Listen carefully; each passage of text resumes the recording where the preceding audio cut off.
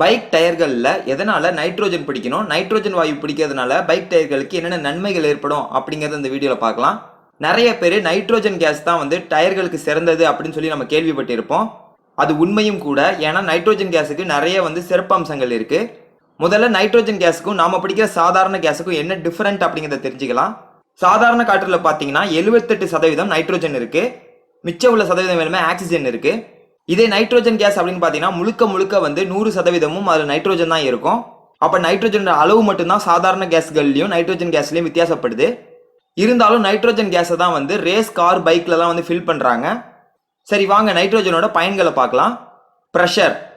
பைக்குகளில் சாதாரண கேஸ்களை ஏற்றுனீங்கன்னா உங்கள் டயரோட ப்ரெஷர் குறைஞ்சிக்கிட்டே வரும். அதிக அளவிலான வெப்பம் காரணமாகவும் ப்ரெஷர் காரணமாகவும் சாதாரண காற்றுகள் வந்து வெளியேறிக்கிட்டே இருக்கும். இதனால உங்கள் டயரோட ப்ரெஷர் குறைஞ்சிக்கிட்டே இருக்கும். இதனால அடிக்கடி நீங்கள் உங்கள் டயர்களுக்கு காற்று நிரப்பிக்கிட்டே இருக்கணும். இதே நைட்ரோஜன் நிரப்பினா உங்கள் டயரோட ப்ரெஷர் எப்போதுமே குறையாது.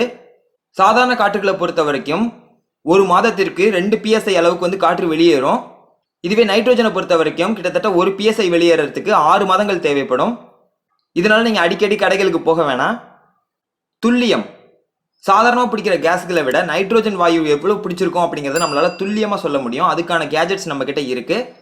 உங்க டயர்களில் துல்லியமான அளவு உங்களால காற்று பிடிக்க முடியும் நைட்ரோஜன் பயன்படுத்தினீங்கன்னா. துருப்பிடித்தல். சாதாரண காற்றுல பாத்தீங்கன்னா ஆக்சிஜன் இருக்கு. இது இரும்பு இல்லை உலோகங்கள் கூட உரசும் போது பாத்தீங்கன்னா துருப்பிடிக்கும். இதே நைட்ரோஜன் பொறுத்த வரைக்கும் அது துருப்பிடிக்காது.